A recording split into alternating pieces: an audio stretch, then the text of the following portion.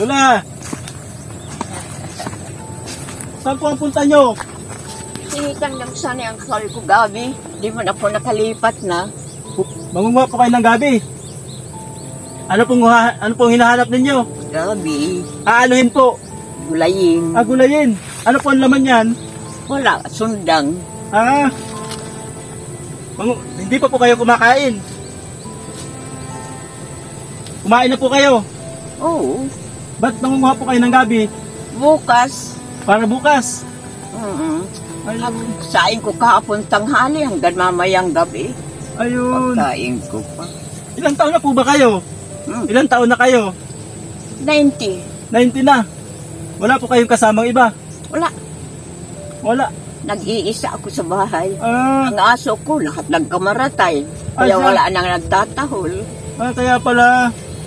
Tinitingnan ko, sabi ko, baka ako dyan mahulog sa pilapil. Hindi ko nagtawid. Gato na lang Lola, kami na lang mangunguha ng gabi. Hintayin mo kami dito. Meron po ng... Pero ang gusto ko yung matitigas na gabi. sige po. Oo, Ayun. ang dahon. Dahon lang. Kaunti lang.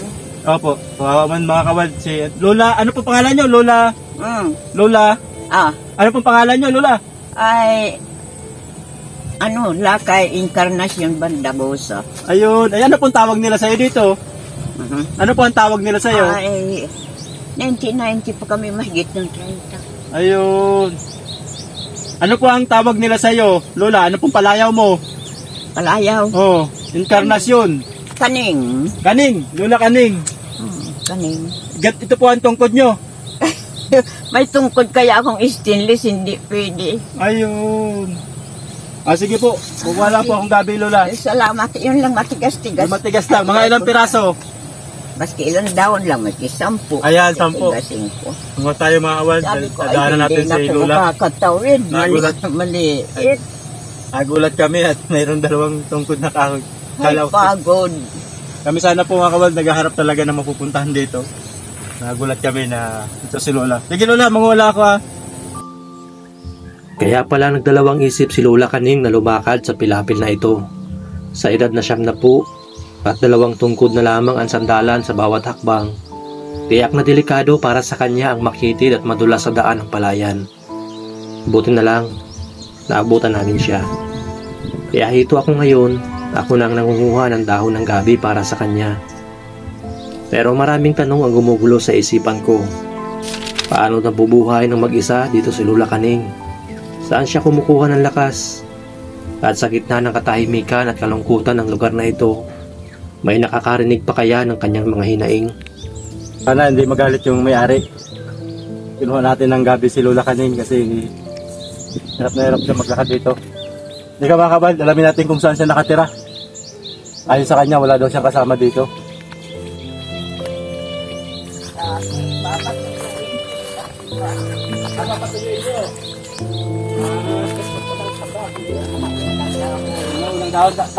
Tama po ba ito na tigas? Ito po talaga yun. At ito yan madadala. Sige po. Mahirap yung apat. Ganyan po. Kasi ito pong... Mahirap yung apat ang paa. Yung nga po. Saan po ang bahay nyo, Lola? Saan ang bahay nyo? Ayun, Saan? yung sa itaas na yun. Dito ang bahay nyo. Wala kayong kasama. Kayo lang. Ganyan lang para makalakad. Ilang taon na nga po kayo, Lola? 90. 90.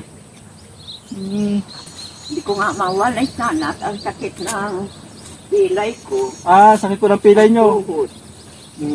Yung anak ko naman.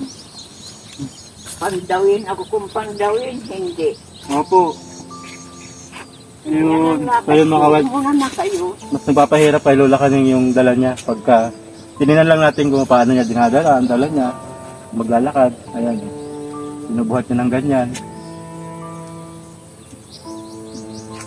Lola! Ako na magdala nito, Lola. Ako na po magdadala. Ako na po. Ayun.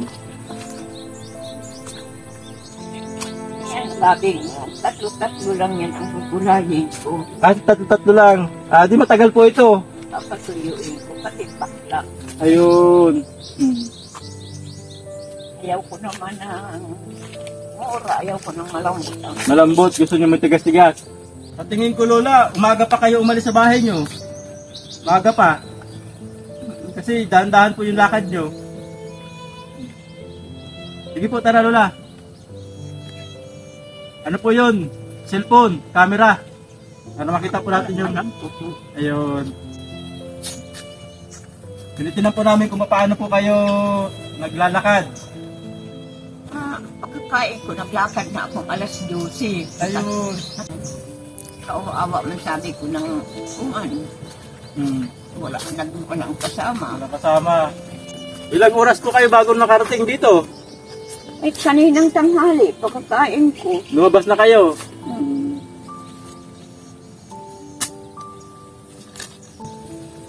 Ay, pagod.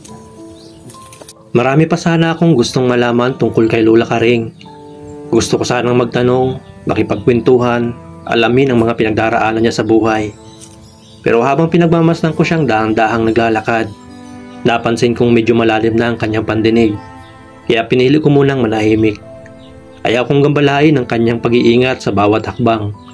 Ramdam ko ang takot sa kanyang katawan, na baka sa isang maling apak ay mapinsala siya. Nabasan ko lang, Lola. Nasasabakid kayo.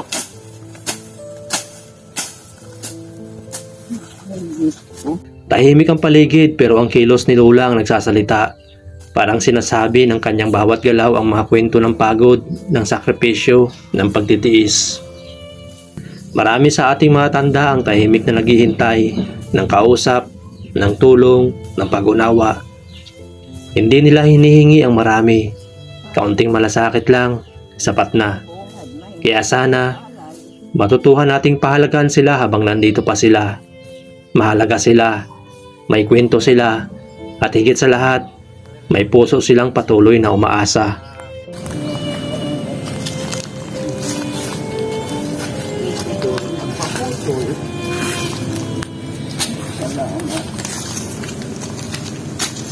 Dito ko lang kuwan tubig. Dito po, pampaligo. Ayun. Paano po pag walang ulan?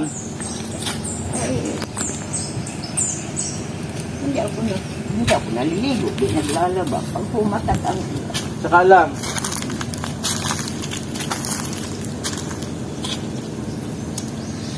Ay, salamat.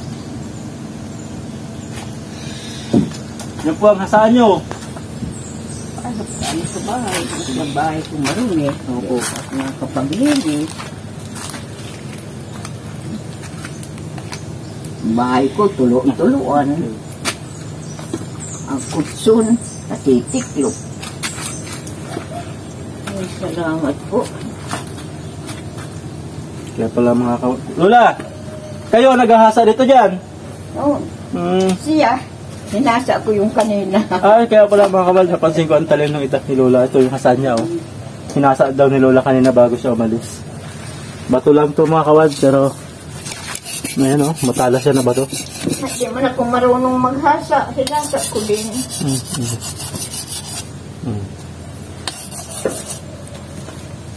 Ang bahay ni Lola. Ay.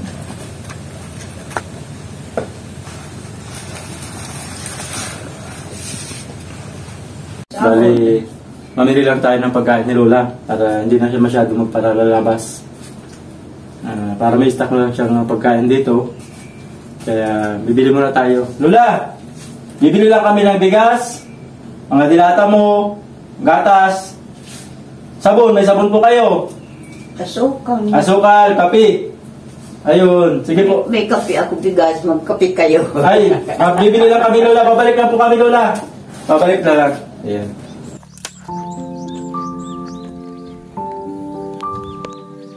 Muli kaming bumalik kay Lola Kaning. Dala-dala ang mga ipinangako naming groceries at ilang pang mga pangunahing pangangailangan niya. Alam nating lahat na hindi nito mababago ang kabuuan ng kanyang sitwasyon. Pero alam natin na mababawasan nito ang bigat na pinapasa ni Lola Karing. Ang totoo, tayo pa nga ang tinuturuan at tinutulungan ni Lola Karing. Tinuruan niya tayo na mas maging mapagmasid, mas maging mapagpakumbaba, at higit sa lahat, mas maging tao. Sana dumami pa ang mga taong handang tumulong, hindi lang kapag may kamera, kundi lalo na kapag walang nakakita. Dahil sa mundong puno ng ingay at pagmamadali, ang isang mabagal na hakbang ng isang matanda ay sigaw na dapat nating pakinggan.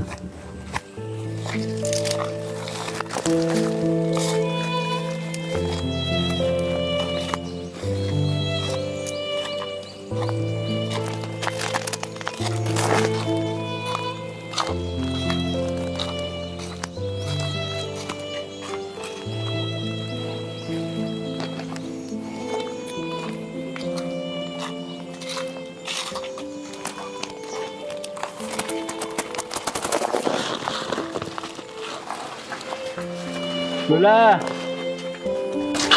Tapo! Ayan. Ay, Lola, doon na po kami. Ito po, may dala kami para sa iyo. Bigas! Kag-ina kayo. Oh, di pa naman po. Marami. Saksak po natin yung ilaw mo. Matulog kayo ng langit sa akin. Ah, ayan, ayan Lola, oh. Kasi Para. nagdarasal ako lagi pa, Panginoon, di Na. ako napiaw. Ah, di ka pa po napiyaw sa senyor. Tudugtong ko sa buhay ko. Ayan, ayan Lola. Tingnan niyo po yung... Salamat pagpalain kayo ng Ah, opo. Panginoon Lola, oh. Ito. na natulungan ninyo ko. Napakalaking bagay po yun. Salamat po. Magpalain po kayo ng Panginoon. Ah, wala pong ano man Lola. Nakita po namin na hirap ng kalagayan nyo. Maghahanap pa kayo ng pagkain. Ayan. Huwag kayong mag-alala Lola. Para sa inyo po talaga ito. Salamat. Maraming salamat po. Ayun. Lola. Ayan. Tulog kayo ng Panginoon sa akin. Ah, Yan abang buhay ko dito ay inaabot sa tanang buhay ko. opo.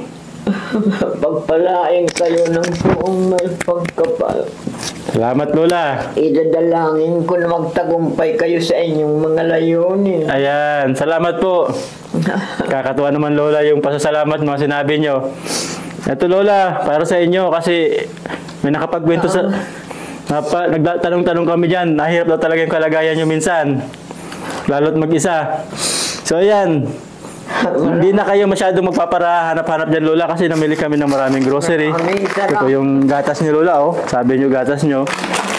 May mga... Siraan na po yun. Ayan. Tagal na yun. Ayan. Tapos may mga dilata ito Lola sa yung pansahog ba sa gulay nyo. Sa gabi. Ay, may asukal. Asukal? Ah, wala. Ah, wala asukal. Wala sukal. Ah, di ko nasabi. Pasensya na Lola. Yung asukal pa man din request ni Lola. May mabibilihan kaya malapit siya sa labas? Magtagumpay po kayo sa inyong mga layunin. Ha? Hindi, ano? Ilaasukalan ni Lola yung gatas ha. Ayan. Tapos Lola, yung bigas nyo, saan po natin nilalagay yung bigas nyo Lola? At di nyo po yun mabubuhat. Ayun ang bigas. Ito po. Ito sa drum. Ayun bigasan ko. Ayan. Ito po. Ay, Ayan. bigas pa man ako niyan. Opo. Dito Ayan. Lola, dito. Oh, meron pa nga. May Ayun. pa man ako niyan. Oh, Meron ayan. pa. Sige, lagay mo dyan, boy. Ayan. Galing, ito Lola, hindi talaga galing sa amin. Galing po ito sa kaibigan namin na si Ma'am Chari. Ayan. Yung mga nangangailangan ng tulong, yun po yung gusto niyang tulungan namin. Kami po yung nagpapaabot. Ayan. Lalo napansin ko Lola, masayang-masaya kayo. Patnubayan kayo ng Panginoon. Pagpalain kayo ng Diyos. Ayun. Sa araw-araw na panalangin ko, isasama ko kayo. Magtagumpay kayo sa inyong... Salamat Lola. Napakaraming salamat po. Ayun. gabayan po kayo. Kayo po ba kumain na talaga kanina? Kumain na? May pagkain pa naman ako. Sain ko ng isang gantiro. 4 na kain. Apat na kain na. Nabanggit mo kanina Lola na namatay yung 2 aso mo. Lola, Po. namatay yung 2 aso. Aso. Oo. May aso ako na ubos na matay. Naghahanap ka ba ng aso ulit? Baka makadala kami dito pag nakabalik kami.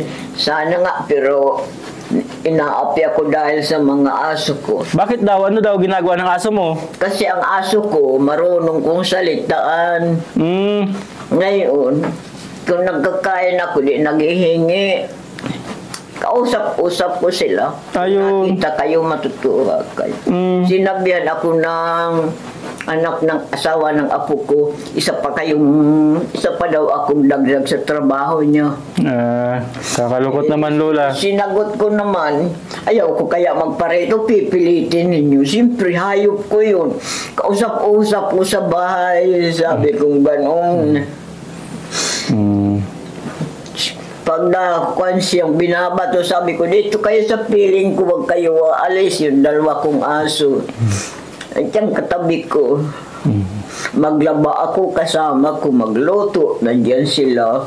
Eh di ano pong naramdaman nyo nung nawala na yung aso nyo, Lola? Eh masakit nga po. At Parang pamilya nyo na, isa pamilya. po. Ayun.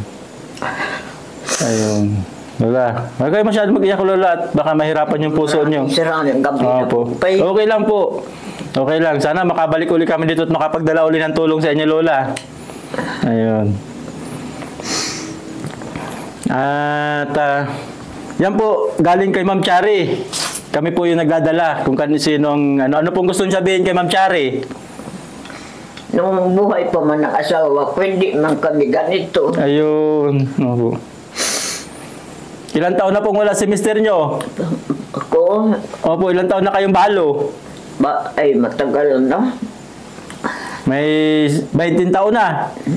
Mahigit na. Ano, yung 15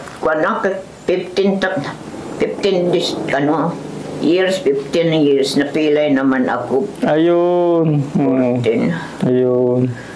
Kaya, Ayun. Matagal na pala, Lola. may mga baka naman ako na ipagbili ko dahil dito di ako nakakabangon. Ayun. Nakakalungkot naman. Nadulas ako. Dati pa lang medyo maayos yung buhay nyo noon, Lola. Kaya lang, habang tumatanda, nauubos nyo yung mga ano nyo. Lola, kami hindi naman masyado magkatagal. Pag-ingat na lang kayo lagi dito. Lagi po ako nananalig ako sa Ayun. Panginoon. Sana humaba pa ang buhay nyo ng malakas. Sa totoo lang, hilig kayo ng Panginoon. Otos marahil kayo ng langit. Sa pananalangin ko. Lalo nakikita kong bigas na 2 kilo na lang. Ayun, nag-aalala na kayo, nag-aalala. Nagdarasal ako, Panginoon, saan ako kukuha ng kaagdog mo nito? Ang payout naman, ang payout sa akin nung Pebrero, ngayon ay wala na. Ayun, matagal na uli. Ang payout niya, susunod, 4 na buwan. Hindi siguro mga payout at eleksyon. Opo. Baka naman po meron. Ayan. Pero at least, Lola, at least meron kayong bigas. Tapos ito po. Wag nyo lang tululang araw-arawin at baka magsakit ang ano nyo. Ano po? Paminsan-minsan lang. Kape ko, bigas. Bigas. Tama nga at paubos ng gatas ko. Ayun. Pasensya na lang, Lola. Nalimutan yung asukal. Pag nakabalik kami, dadalang ka namin ng asukal. Ayun. Magtagumpay kayo sa inyong layunin. Iligtas kayo sa mga... Tapos, Lola, may biskwit dito. May biskwit. Pagka gusto nyo magmerienda. Ilan to? Ayan.